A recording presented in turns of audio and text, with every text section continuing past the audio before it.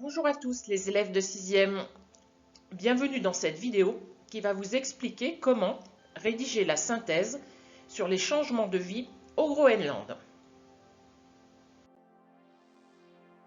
Avant toute chose, il te faut relire l'intitulé de la tâche finale. Tu es en mission pour l'ONG Greenpeace. Une ONG est une association qui est indépendante des gouvernements. Elle ne travaille pour aucun pays et est financée par des donateurs. Celle dont il est question pour cet exercice s'appelle Greenpeace. Il s'agit d'une ONG qui prend la défense de l'environnement. Donc, pour le travail que tu dois me rendre, il faut que tu joues le rôle d'une personne travaillant pour Greenpeace. Tu es chargé de rédiger un résumé sur les changements dans le mode de vie des populations du Groenland. Commençons par la présentation de ta copie. Tu prends une feuille à grands carreaux, simple ou double, cela n'a pas d'importance. Avant d'oublier, tu colles tout de suite la grille d'évaluation de l'exercice sur la feuille et tu écris ton nom. Si ces éléments manquent, tu auras des points en moins sur la note finale. Tu peux faire ce travail sur ordinateur. Dans ce cas, prévois de laisser la place nécessaire pour coller la grille. Et n'oublie pas ton nom. Allez, c'est parti. On s'attaque à la synthèse. Relisons la feuille de consigne. Premièrement, il faut situer le sujet dans l'espace. En fait, il faut localiser le paysage que nous avons étudié dans la feuille G10, séance 1. Sur ta copie, tu écris premièrement, localisation. Tu commences par écrire la phrase suivante. Le Groenland se situe, point de suspension. Pour compléter, il faut chercher la réponse sur le travail préparatoire que tu as bien sûr collé dans ton cahier au début du chapitre. Lis les réponses à la question 3 et sers-toi de ces informations pour compléter ta phrase. Ensuite, si tu as la possibilité d'imprimer la photographie du village de Tasiilaq, fais-le et colle-la sur ta copie. Sinon, ce n'est pas grave. Nous allons préciser que nous étudions ce paysage, donc tu écris une phrase qui l'indique. Je te propose comme exemple, que tu peux reprendre. Prenons l'exemple du village de Tasiilaq situé au point de suspension. Sa localisation se trouve à la réponse 6 du travail préparatoire. Maintenant, tu dois caractériser cet espace. Pour cela, reprends la réponse donnée à la question 2 de la fiche G10, séance 1. Voilà, le premier point de ton travail est fait.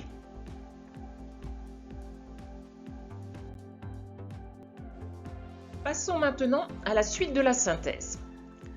Pour le deuxième point de ton travail, tu dois rappeler quelles sont les contraintes qui pèsent sur ce territoire. Sur la première page de la fiche G10, séance 1, tu peux retrouver la signification du mot contrainte dans les définitions. C'est juste pour le cas où tu l'aurais oublié. Revenons à ta copie. Tu écris deuxièmement les contraintes du territoire. Puis tu recopies la phrase que je t'ai proposée.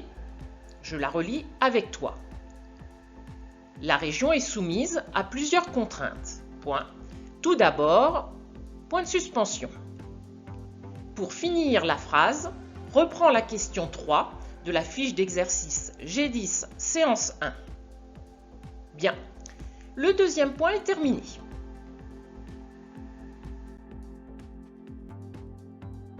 Attaquons-nous maintenant au troisième point, le mode de vie traditionnel des populations du Groenland. Sur ta copie, tu écris troisièmement, le mode de vie traditionnel. Ensuite, tu recopies la phrase d'introduction, c'est-à-dire traditionnellement, les populations du Groenland étaient point de suspension. Retour sur la page 3 de ta feuille G10. Relis la question 5. Quel nom portent les populations du Groenland? Complète alors ta phrase. Traditionnellement, les populations du Groenland étaient le peuple. À toi de compléter. Elles étaient, tu complètes, elles vivaient, etc. Elles se déplaçaient, donc tout est dans le tableau. Complète ton récit avec les 2 premiers points de la question 6. Les Inuits vivaient de, et tu précises quelles étaient les activités traditionnelles, puis tu expliques pourquoi ce n'est pas un peuple d'agriculteurs. Ils n'ont pas développé l'agriculture car, point de suspension. Voilà, la 3e partie de ta synthèse est finie. Voyons désormais le 4e point, le changement de mode de vie. Sur ta copie, tu écris « 4e, le changement de mode de vie ».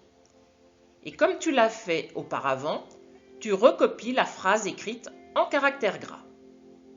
Aujourd'hui, le mode de vie traditionnel a été remplacé par de nouvelles habitudes. Reprends le tableau de la question 5, la 2e colonne. Donc, les Inuits sont devenus, tu complètes, ils habitent maintenant, point de suspension, ils se déplacent grâce à toi de trouver la réponse. Ces changements ont été possibles car le Groenland est devenu un territoire riche. Donc, il faut que tu indiques dans ton exercice quelles ressources y ont été découvertes. Tu as cette information à la question 7 de la fiche G10. Dans le sous-sol et au large du Groenland, on a découvert, tu complètes. Ton travail touche à sa fin.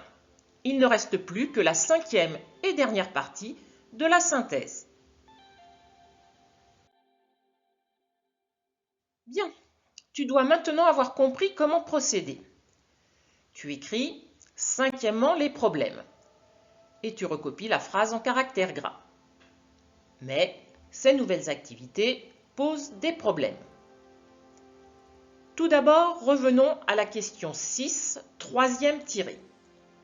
Tu as souligné dans le texte 3 les conséquences que les changements ont eues sur le mode de vie des Inuits.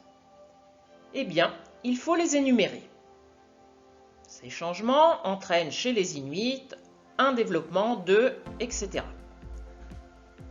Puis, il faut te servir des questions 8, 10 et 11 pour poursuivre ton travail. Avec la question 8, on indique que l'Arctique est important pour notre planète car, tu complètes, mais cette région est victime de la fonte des glaces à cause de, à toi de trouver, cela a pour conséquence de, etc.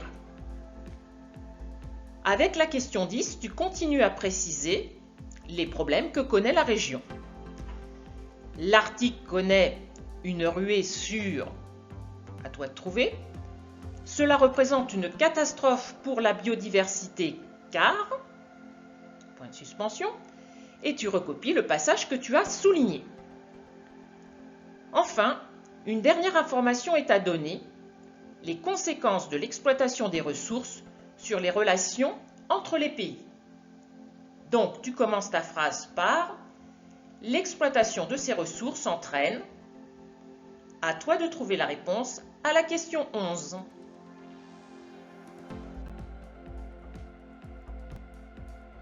Ça y est, tu as fini. J'espère que tu as bien tout suivi. Relis ta copie et vérifie l'orthographe.